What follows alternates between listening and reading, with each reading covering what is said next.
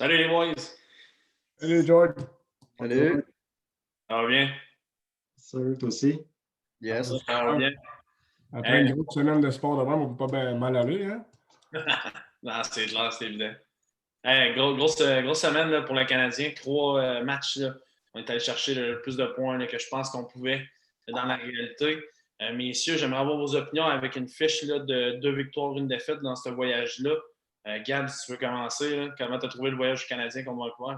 Gab, toi qui en plus nous avait dit ce qui serait satisfaisant, c'est qu'on demeure invaincu en temps réglementaire, chose qu'on a faite. Je te laisse aller. Oui, écoute, on s'en est parlé dernier coup. Hein? Le meilleur scénario, c'était de ne pas s'incliner en réglementaire encore. Je pense qu'en plus qu'on a connu, c'est sûr que, mettons, la première game, ça a été un jeu très ouvert. Ça a été 6-5 en prolongation. C'était quasiment, là, vas-y, va en mettre dedans. Après ça, de moi là, je vais en mettre dedans. Mais début de deuxième game aussi, qui était un peu de même. Ça a fini en faveur du Canadien. Ils ont formé plus le jeu là, à la fin de la deuxième partie. Mais écoute, moi, j'ai aimé ce que j'ai vu du Canadien, là, sincèrement. Écoute, deuxième game, on ne peut pas chialer sur le trio de Toffoli. Là, on avait justement parlé aussi dans l'autre émission que plus que les chances allaient venir, plus qu'elle allait débloquer. Ça a été un gros trio pour les 3 matchs du Canadien. Tout le monde a fait une sincère job, je peux te dire. J'ai vraiment apprécié. Jake Allen n'a pas été trop testé dans son match que goalé. Price a goalé quand même 2 games respectables. Fait que, écoute, c'était le meilleur scénario possible pour le Canadien. Je suis bien content des 3 matchs. Ouais, c'était impressionnant. Je veux dire, on s'attendait tous à une bonne saison, on avait des espoirs, mais là, 17 buts en 3 matchs, c'est juste incroyable. Là. On se rappelle tout le temps du Canadien qui gagnait des matchs 2-1, 3-2, puis quand on accordait 2 buts, ben, on se disait hey, on n'a plus de chance.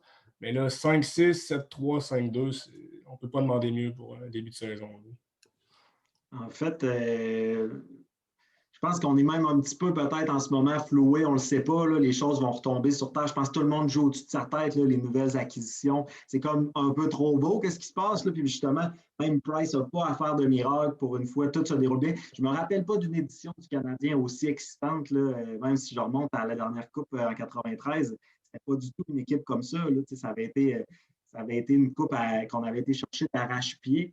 Mais moi, les gars, j'ai envie d'en revenir rapidement avec ma question. Depuis le début de l'année, je niaise un peu avec ça en parlant de coupe et tout. Sauf que là, c'est une saison plus courte, on avance dans les matchs.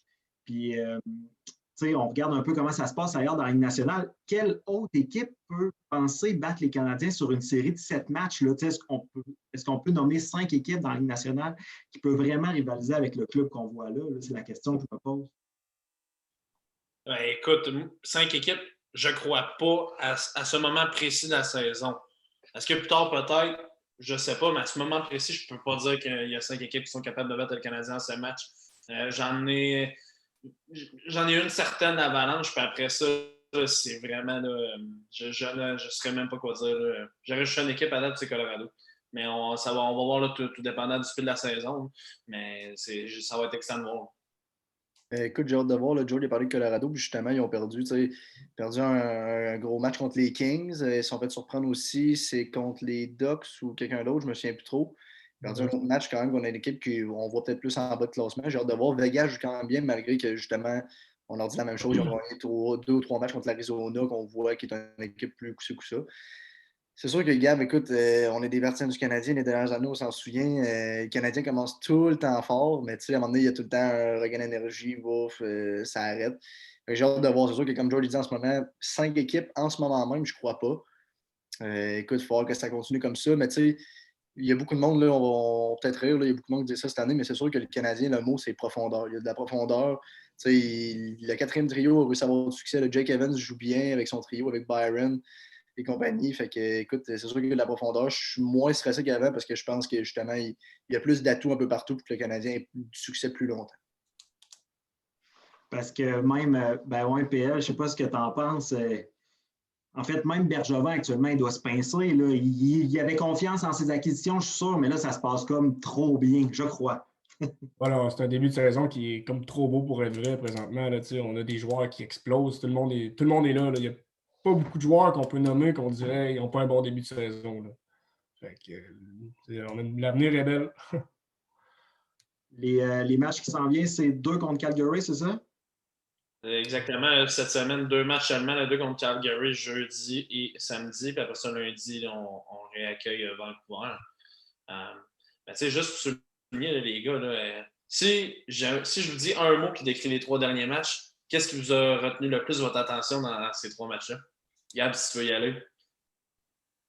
Écoute, hey, tu me demandes ça vite, vite. Là, un mot pour les 3 derniers matchs. Ben, regarde, pour vous aider, moi, je lance ça de même, punition.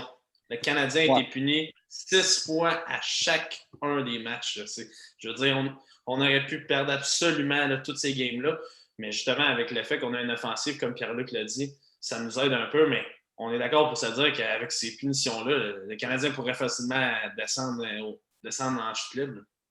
Ben, c'est sûr que dans les côtés négatifs, c'est sûr. Là, écoute, mettons un mot pour décrire le positif, je pense qu'on aurait pu dire caractère. Je pense que le Canadien, comme on a parlé un peu là, au début, écoute, le Canadien avait des équipes souvent un peu shaky, je peux me permettre ça. Fait que, souvent, on l'a vu là, des dernières années, les gars, là, les autres équipes prenaient 1 but, 2 buts d'avance, en fin de deuxième, début de troisième, c'était terminé, on le savait. Là. On avait jeté la serviette. Fait que, écoute, caractère, là, même à 6-5, là, on n'a pas. Écoute, en prolongation, on a eu nos chances. La partie de 7-3, je pense à un moment donné, c'était encore 2-2. Hein, fait que le Canadien ça aurait pu aller d'un bord ou de l'autre. Fait que c'est sûr que d'un côté positif, caractère, mais Joe, tu as amplement raison. Là, écoute, les punitions. Là, en plus, on a parlé dans l'autre épisode d'avant. Premier match, prennent plein de punitions. On se dit que Claude Julien a passé un message. J'arrive dans le deuxième game, je pense 5 punitions dans les 12-13 premières minutes. On était là, ça n'a plus de bon sens. Ouais, je suis d'accord. Je pense qu'il faut revenir sur le point. Les débuts de saison, c'est la profondeur. Là. Les 4 trios fonctionnent. Les 4 trios sont sur la glace, puis tu n'as pas à dire, bon, c'est le 4e, c'est ce qui se passe là. Puis on est sûr que tous les trios fonctionnent, puis ils peuvent jouer contre n'importe qui. Philippe Dano est plus pris tout le temps contre les meilleurs trios. Kéké peut le faire. Evans, qui joue à des gros débuts de saison, peut le faire aussi.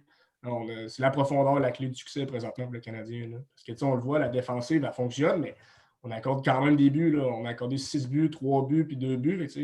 On accorde, mais l'attaque, tout le monde est là. C'est fou. Si les goalers commencent à faire des miracles, on va être incroyable comme équipe, je pense.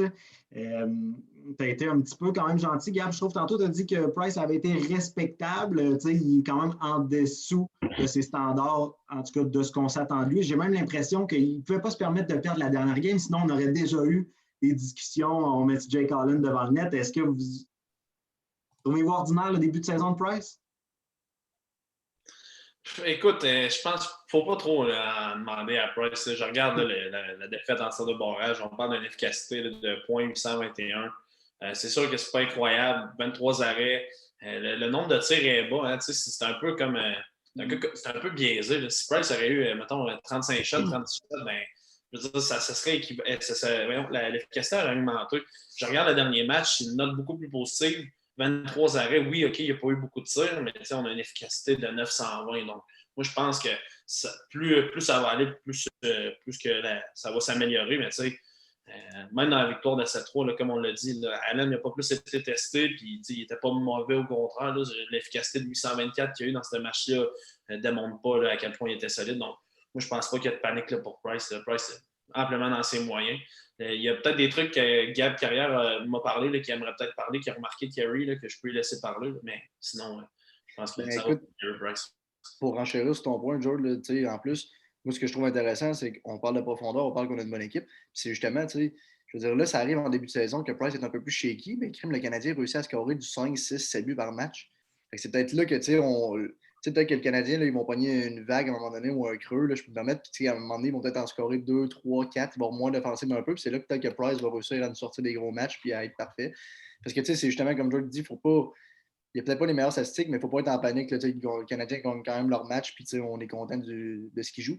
Mais ouais, pour ce que George a dit, justement, de ce que j'ai remarqué, on dirait qu'il est comme plus devant son filet. Là, il s'est fait scorer 2 fois le premier match, puis le troisième match, il s'est fait scorer 2 buts, là, un rebond devant le filet, un petit tir du revers. Là, on dirait qu'il essaie d'en faire trop, on dirait qu'il veut trop être là. Puis, je veux dire, on a des gars en avant, là, des Romanov, là, beaucoup de tirs lancés, Edmondson aussi. On a des gars, Chariot fait quand même un bon job aussi. Fait que, je pense que là, il faut qu'il laisse retomber. Je pense qu'il y a un peu trop de pression là, de genre, OK, il faut que je fasse gagner le Canadien, tandis que le Canadien s'est vraiment amélioré. Là. Fait que j'ai hâte de voir. Non, c'est sûr. Il ne faut pas s'inquiéter. Là. On n'a quand même pas encore perdu en régulier. Et même si le Canadien, les goalers ne sont pas 10 sur 10 présentement, on gagne. Fait que c'est quoi l'important? Ça reste de gagner. Fait que moi, je pense qu'il ne faut même pas y penser, puis ça va revenir tranquillement. Là, les gars, ils n'ont pas eu de camp d'entraînement. C'est ses premières vraies rondelles en méchant bout. Ça va revenir tranquillement. Combien de temps ça va durer encore, les gars? Quelle est la première équipe qui va nous battre de façon décisive? Est-ce que ça va être Calgary dans quelques jours? Il n'y aura pas une équipe qui va battre de façon décisive le Canadien. Ça va être le Canadien qui va se battre tout seul. Moi, je pense non, mais c'est un peu un classique, mais je pense que c'est ça qui va arriver pour de vrai cette année. Parce qu'à 5 contre 5, je n'ai pas vu une équipe aussi dominante que le Canadien. C'est ça qui arrive. Là. Fait que moi, je pense que c'est eux qui vont se battre en prenant trop de punitions, justement, en faisant des erreurs. Mais sans face, les 2 matchs qu'il y a cette semaine contre Calgary, moi, je m'attends à 2 victoires en temps réglementaire. Je ne m'attends pas à une défaite. Moi, je m'attends à 1-1. Les Calgary, ils ont une bonne équipe. Là. Ils sont allés chercher Max Strom, le gardien, pendant la pré-saison. Ils ont une grosse équipe. Là. Je m'attends à 1-1. Si on va chercher 1-1, on peut être content.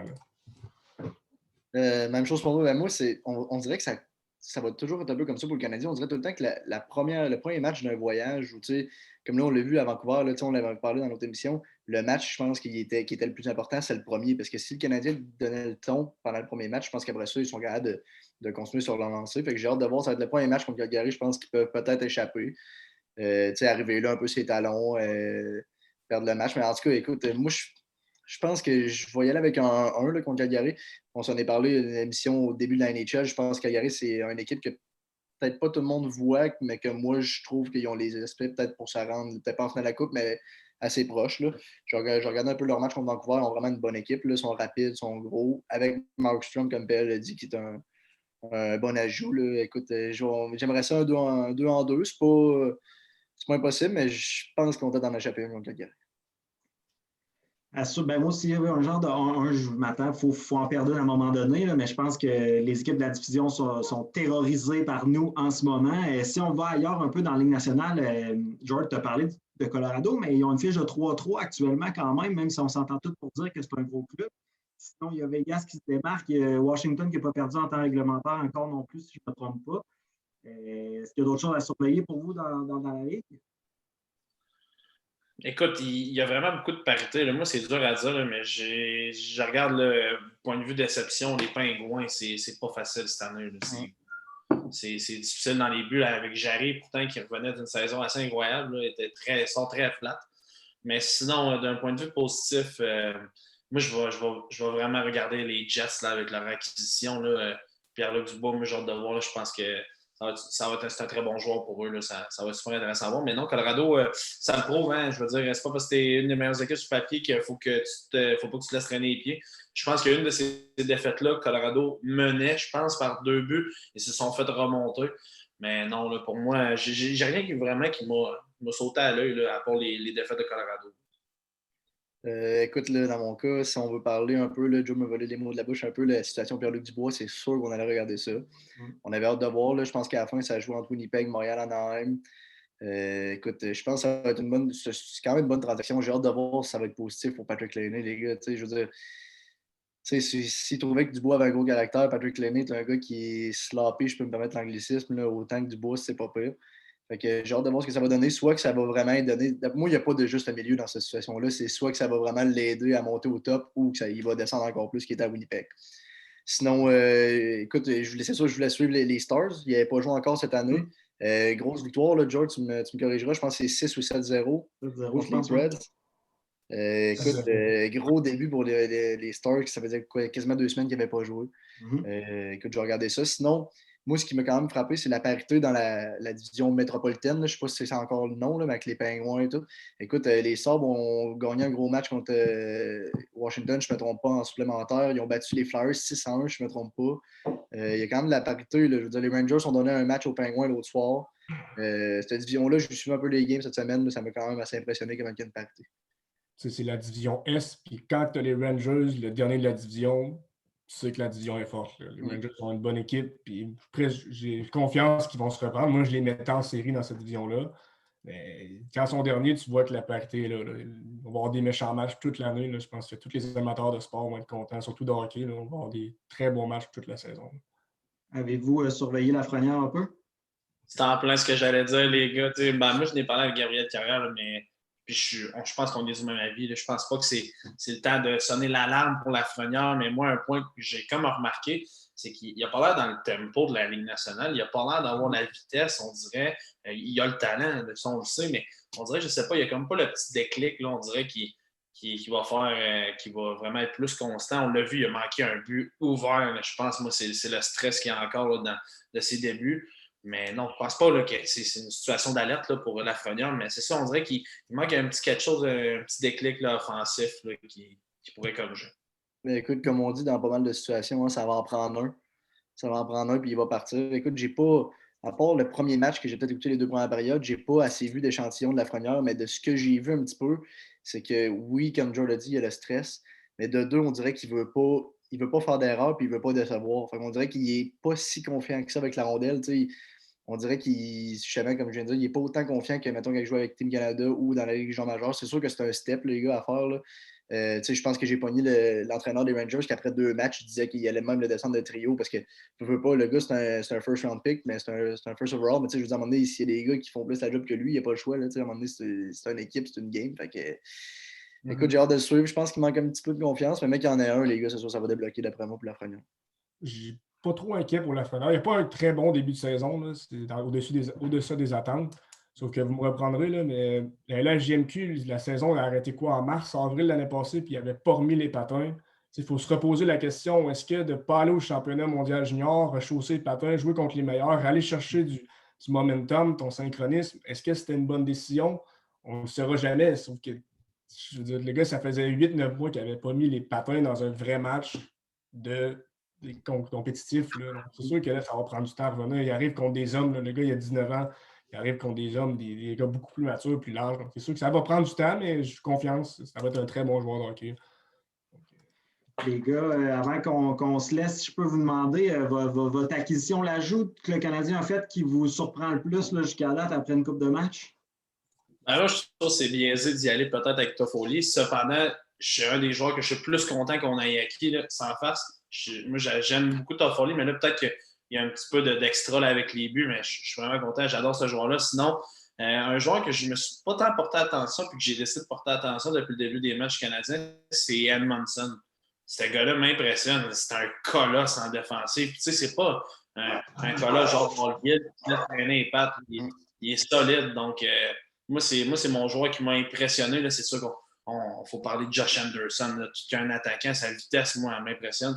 Mais tu sais, pour être honnête, là, Edmondson m'a quand même impressionné sans face. Gros défenseur, puis je suis très content.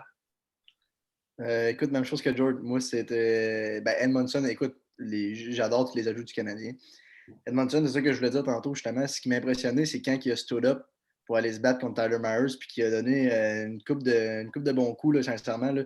Puis, tu sais, j'avais comme pris ça un peu avec un grain de sel quand Romanov avait dit qu'il jouait comme une famille en ce moment. Je me suis dit, après 2-3 matchs, OK, là, le gars, il est content d'être à Montréal d'attendre. Mais là, quand j'ai vu ce combat-là, puis tout le monde s'est levé, puis tout le monde était content qu'il ait stood up pour Armia, là, sincèrement, je trouve qu'il y a une belle chimie dans le Canadien. Edmondson, il m'impressionne. Tu vois que le gars a gagné. Hein, il fait des petits détails. C'est pas le gars le plus flashy, c'est pas le gars le plus rapide. C'est sûr qu'il va en faire des erreurs, mais écoute, il fait des petits détails que les autres font pas.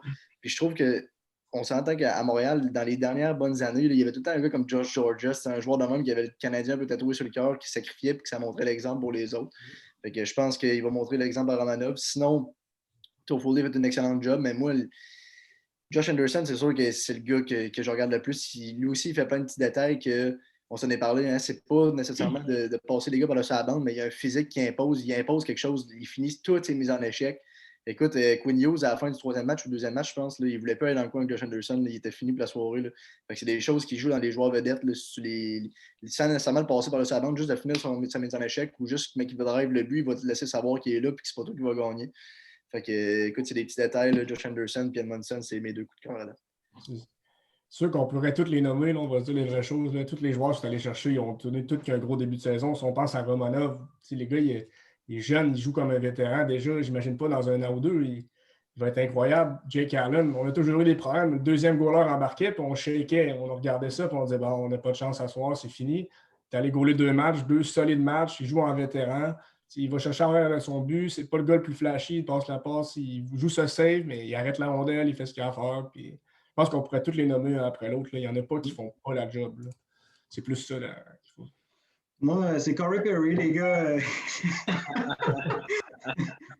Il a connu un gros match. Il l'a mis dedans direct. C'était pas le plus beau début, mais quand même, là, effectivement, quand on dit que c'est trop beau, tout le monde a comme amené une pièce du puzzle qui manquait, puis ça semble se compléter avec ceux qui étaient déjà là. J'ai hâte de voir les prochains matchs. J'ai hâte de voir si on va avoir un passage à vide, mais pour l'instant, tout semble rouler comme sur des roulettes. George, y avait-tu d'autres choses que tu voulais toucher? Ben, je lance ça comme ça. Pensez-vous qu'on va voir Frolic peut-être affronter son. Frolic, sa dernière équipe, c'était-tu Calgary ou c'était Nashville, si je ne me trompe pas? Non. Bref, pensez-vous voir Frolic bientôt dans l'alignement du Canadien où on ne change pas nos recettes gagnantes, on garde ça comme ça? À moins d'un blessé, je ne vois pas l'optique d'emmener Frolic. Je dis, le gars, c'est un bon vétéran, c'est un bon joueur fiable, sauf qu'à moins d'une blessure, je ne vois pas ce qu'il peut apporter présentement. En vrai, je ne vois pas qui qu'on pourrait sortir de l'alignement, qui mériterait de sortir de l'alignement contre Frolic. Il n'y en a pas, malheureusement, là, pour lui. Mais s'il se garde en forme, il va en arriver cette saison, là, des cas de COVID ou quoi que ce soit, qu'on va avoir besoin de Frolic prêt. C'est comme son conditionnement, tout, il va être une bonne addition, mais quand on va en avoir besoin. Ben, écoute, c'est parce que même si on le met dans l'alignement, je veux dire, il n'y a pas tant de minutes à lui donner. Puis, tu sais, d'un autre côté, tu peux pas dire, mettons, de 1, c'est pas une saison de 82 matchs. Puis, tu sais, à cause des cas de COVID, puis tout, justement, tu sais, je veux dire, à un moment donné, tu peux pas lui donner, tu peux pas lui donner de la glace pour dire, OK, ben là, plus qu'on le laisse sur le reserve, je peux me permettre ça comme ça, il jouera pas. Fait que, tu sais, il va être soft, mais carré. Mais il n'y a pas de minutes, les gars. Tu sais, écoutez, Arthur Likonen, il y a des chances de marquer à tous les matchs. Là, il joue vraiment du bon hockey. Là, fait que je pense pas que tu peux changer un gars de même. Puis, je pense pas que tu vas toucher au 3 trio. Fait que non, je pense pas. Curry Perry, là, écoute, pour enchérir un peu gamme, au début du match, j'ai vu son premier, deuxième chiffre, j'ai fait genre, pas là, ok, ouais, il a ralenti, mais tu sais, c'est sûr qu'on parlait de. C'est un gars qui a scoré beaucoup 30-40 buts dans la Ligue nationale, puis il a changé son jeu à être à la bonne place au bon moment, à place de, mettons, être rapide, puis en tout cas, de jouer sa game de d'habitude. Fait que il m'a quand même assez impressionné. Là. Je pense que, justement, là, comme PL, il a dit ses autres, ça fait 8-9 mois qu'ils n'ont pas joué, fait que c'est sûr qu'il allait commencer pas en Lyon, là, c'est sûr. Mais j'ai bien aimé son match aussi.